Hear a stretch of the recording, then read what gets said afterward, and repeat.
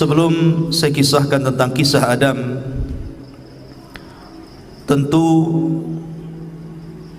sebelumnya Allah Subhanahu wa taala telah menciptakan makhluk pertama namanya Arsy. Karena sebelum Arsy diciptakan tidak ada zat kecuali Allah Subhanahu wa taala saja. Baru kemudian Allah Subhanahu wa taala ciptakan makhluk pertama, dan itulah makhluk yang paling besar yang disebut dengan Arsy. Tapi para ulama akidah mengatakan bahwa makhluk yang pertama kali diciptakan adalah Arsy, kemudian qalam. Baru setelah Allah Subhanahu wa taala menciptakan Arsy-nya, kemudian setelah itu menciptakan qalam, dan Allah berfirman kepada qalam, catatlah segala sesuatu yang akan terjadi sampai kiamat dibangkitkan. Maka qalam pun kemudian mencatat seluruh takdir. Tidak ada satupun kecuali berdasarkan takdir Allah Subhanahu wa taala. Kemudian setelah qalam tidak lagi mencatat karena kehabisan tinta dan telah kering, maka catatan itu diletakkan di Lauhil Mahfuz, yang kemudian Allah Subhanahu wa taala memerintahkan para malaikat untuk menjaganya. Dari sinilah kemudian Allah Subhanahu wa taala menciptakan langit dan bumi, dimulai dari hari Ahad dan diakhiri pada hari Jumat. Hanya 6 hari: Ahad, Senin, Selasa, Rabu, Kamis, Jumat. Maka Allah Subhanahu wa taala menyelesaikan penciptaan langit dan bumi dalam tempo yang 6 hari ini, dan selesai penciptaan keduanya di hari Jumat, sebagaimana Allah juga akan menghancurkan di hari Jumat, karena kiamat itu tegak di hari Jumat. Barulah kemudian Allah Subhanahu wa taala menciptakan makhluk-makhluk yang lainnya, gunung, sungai, pohon, dan begitu seterusnya. Maka ketika itulah Allah Subhanahu wa taala menciptakan makhluk pertama namanya malaikat, dan malaikat adalah tentara-tentara Allah. Kemudian setelah Allah menciptakan malaikat, maka Allah ciptakan jin. Jin inilah yang pertama kali menghuni bumi. Akan tetapi karena jin ini memang disifatkan Allah Subhanahu wa taala lebih banyak yang rusak dibandingkan yang baik, maka terjadilah kerusakan di permukaan bumi. Sesama jin ini saling bunuh-membunuh, menumpahkan darah, merusak bumi. Akhirnya kemudian Allah Subhanahu wa taala pilih dari mereka yang paling saleh. Jin yang paling saleh itu namanya Azazil. Maka kemudian Azazil inilah yang kemudian diutus oleh Allah Subhanahu wa taala, kemudian dibekali dengan tentara malaikat untuk memperbaharui jin-jin yang ada di permukaan bumi, sehingga jin-jin yang jahat itu ditangkap, kemudian dilemparkan ke beberapa tempat di permukaan bumi. Sampailah kemudian bumi pun tenang karena dia berhasil menenangkan kaum jin. Dari situlah kemudian Azazil diangkat ke langit dan menjadi raja bagi seluruh kalangan jin, dan dia tinggal bersama para malaikat yang kemudian oleh Allah Subhanahu wa taala diberikan amanah untuk menjadi khazanatul jannah, penjaganya surga. Dari sinilah Allah Subhanahu wa taala memulakan penciptaan yang pertama, kisah Adam alaihi salatu wassalam setelah malaikat dan jin. Dan ingatlah ketika Tuhanmu berfirman kepada para malaikat, aku hendak menjadikan khalifah. Dan Adam bergenerasi sampai generasi kita ini. Maka di bumi mereka berkata, apakah engkau hendak menjadikan orang-orang merusak? Qalu ataj'alu fiha man yufsidu fiha wa yasfikud dima. Ya Rabb, apakah engkau hendak menjadikan ciptaanmu itu orang yang merusak dan menumpahkan darah di sana, maksudnya di bumi? Wa nahnu nusabbihu bihamdika wa nuqaddisu lak, sementara kami, kata malaikat, makhluk yang senantiasa bertasbih, memujimu, membersihkan namamu. Maka Allah mengatakan, qala inni a'lamu ma la ta'lamun, maka Allah berfirman, saya lebih tahu apa yang kalian tidak tahu. Sesungguhnya Allah subhanahu wa ta'ala ketika menciptakan Adam min qabdatin, dari cidukan tanah, di mana Allah subhanahu wa ta'ala ketika menciptakan Adam ini dari beragam macam warna tanah. Ada tanah yang berwarna putih, ada tanah yang berwarna merah, ada tanah yang berwarna hitam, dalam riwayat ada tanah yang berwarna kuning, dan ada yang bercampur di antara warna-warna ini. Dari sinilah kata para ulama, maka perbedaan warna-warna dari keturunan Adam alaihi salatu wassalam, karena memang bahan baku Nabi Adam sendiri dari berbagai macam warna. Jadi kalau yang kulit hitam, ya dari tanah hitam. Kalau kulit putih, tanahnya putih. Kalau kulitnya kuning, tanahnya kuning. Artinya bahwa Allah subhanahu wa ta'ala menciptakan dari berbagai macam warna tanah, dan itulah menjadi keturunan Banu Adam. Kemudian di antara tanah yang diambil untuk menciptakan Adam itu ada yang al-khabith, ada jelek tanahnya. Wa tayyib, ada tanah yang baik. Was-sahlu, ada yang mudah diambil. Wal haznu, ada yang susah. Dan ada yang bercampur semuanya. Dari sini pula kemudian di antara turunan Adam ada yang jahat, ada yang baik, ada yang keras kepala, ada yang muda, ada yang lembut, begitu kan? Jadi semua ini prosesnya kembali kepada proses ketika Allah menciptakan Adam alaihi salatu wassalam. Di antara kisah pengambilan tanah itu, Allah subhanahu wa ta'ala pertama kali mengutus malaikat Jibril. Jadi Allah itu utus malaikat Jibril untuk mengambil tanah yang ada di bumi. Tapi bumi menolaknya dan berlindung kepada Allah subhanahu wa ta'ala dari Jibril agar dia jangan sampai mengambil tanahnya. Akhirnya Jibril pun tidak bisa dan kembali kepada Allah. Kemudian Allah subhanahu wa ta'ala mengutus Mikail, sama bumi pun berlindung kepada Allah dari Mikail dan tidak diizinkan untuk mengambil tanahnya. Akhirnya Allah subhanahu wa ta'ala mengutus malakul maut, malaikat kematian.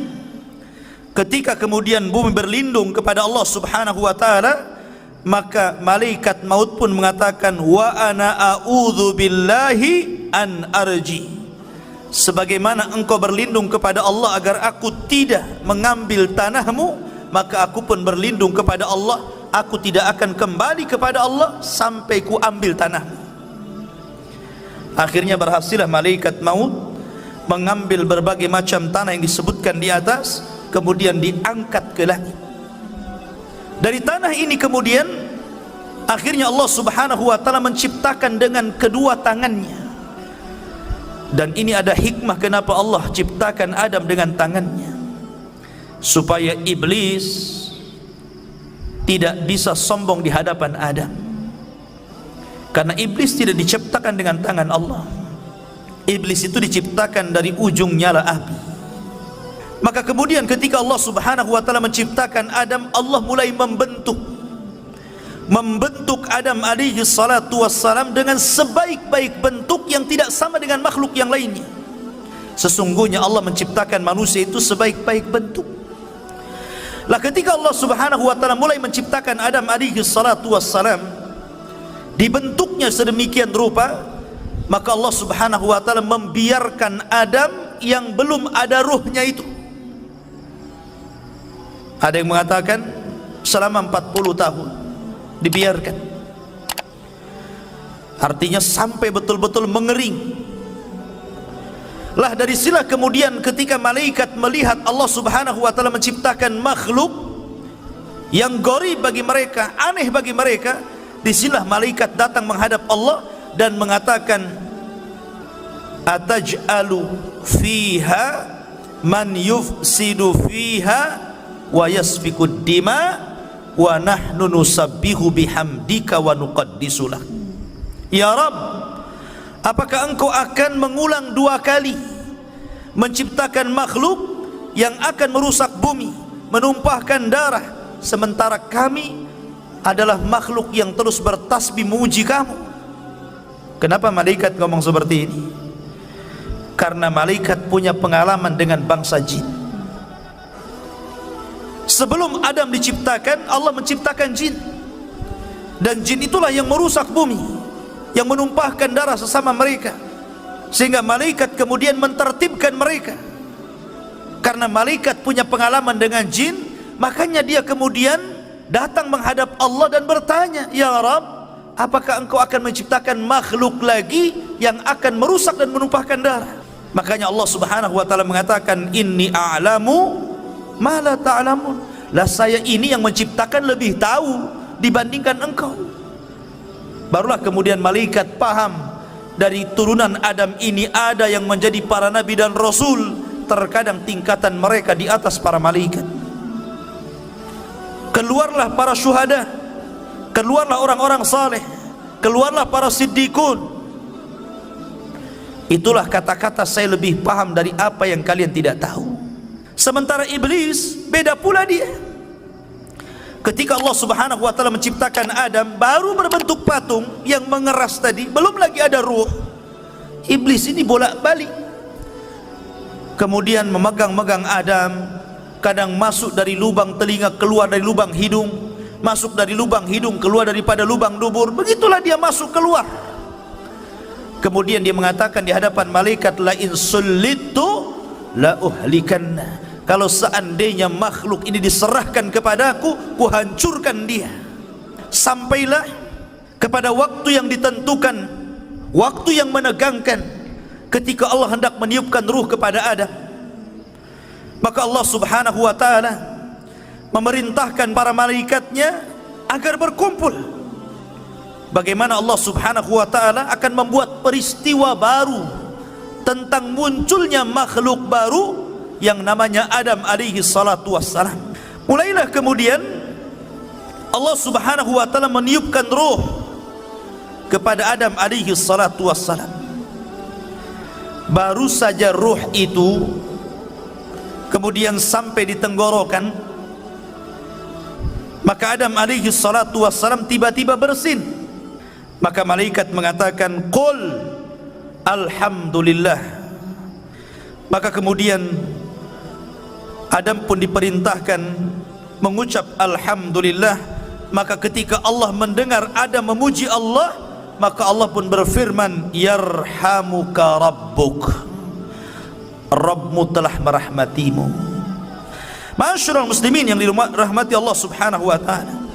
Kemudian ketika ruh terus masuk ke dalam jasad Adam alaihi salatu wassalam, dan mata pun sudah mulai melihat, rupanya Adam alaihi salatu wassalam berada di sorga.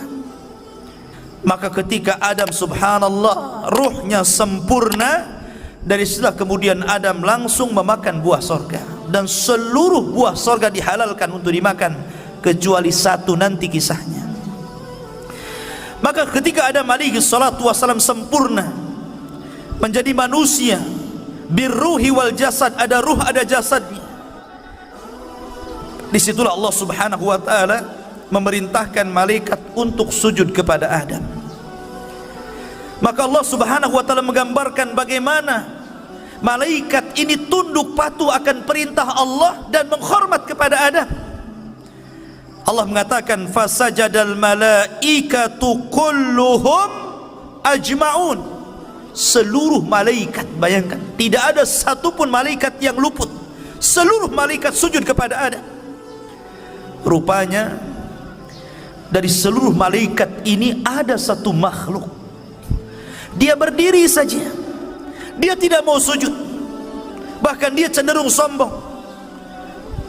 Kemudian makhluk ini ditanya oleh Allah Subhanahu wa ta'ala, lima, kenapa engkau tidak sujud lima khalaqtu biyadai, terhadap makhluk yang aku ciptakan dengan kedua tanganku. Maka mulailah kemudian makhluk ini dia mengatakan, ya Rabb, saya kan lebih baik daripada dia. Aku diciptakan dari api sementara dia dari tanah. Dari situlah kemudian Allah Subhanahu wa taala marah kepada iblis. Subhanallah, inilah maksiat pertama yang ada di langit yang dilakukan oleh iblis kepada Allah Subhanahu wa taala, menolak perintah Allah Subhanahu wa taala. Maka dari sinilah kemudian Allah melaknat iblis, melaknat selaknat-laknatnya, marah semurka-murkanya. Hai iblis, keluar kau dari sorga, engkau kukutuk.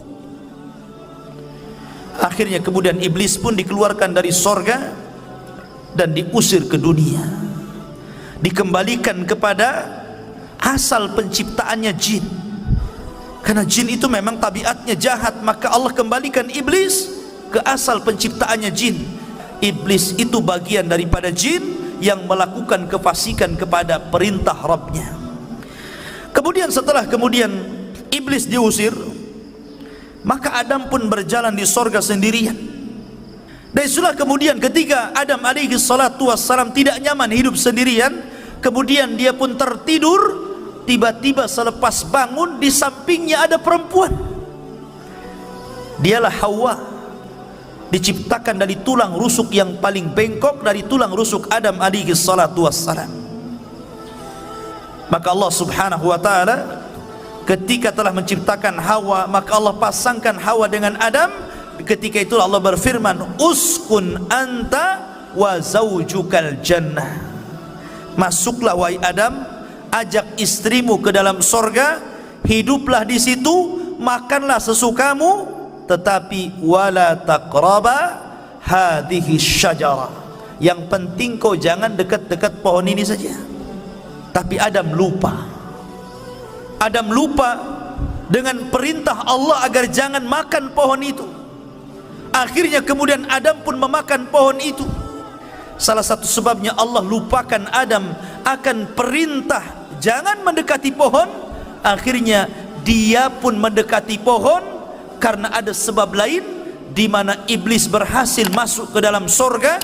Dalam riwayat Israiliyat, iblis ini dia menunggang masuk ke dalam jalan darah ular.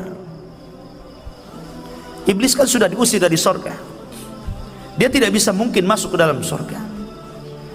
Tetapi iblis ini berhasil masuk sorga lewat masuk ke dalam tubuh ular itu. Apakah Allah tidak tahu? Allah tahu, nggak mungkin Allah nggak tahu.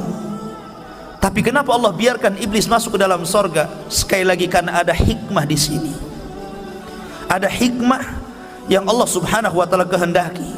Maka iblis pun berhasil masuk ke dalam sorga.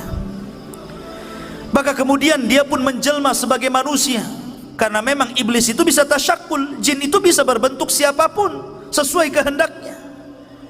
Dia bisa berbentuk manusia, sama dengan malaikat bisa tasyakul. Maka kemudian dia datang kepada Adam seolah-olah penasehat, seolah-olah orang baik, dan mengatakan, wahai Adam, kenapa Allah Subhanahu wa ta'ala melarang tidak boleh mendekati pohon ini kecuali karena ada dua perkara. Antakuna malakaini au takuna minal khalidin. Boleh jadi kalau engkau memakan buah larangan ini, kalian berdua akan Allah jadikan malaikat, atau Allah akan kekalkan di sorga. Allah tidak mau engkau kekal di sini. Akhirnya mulai goyang Adam.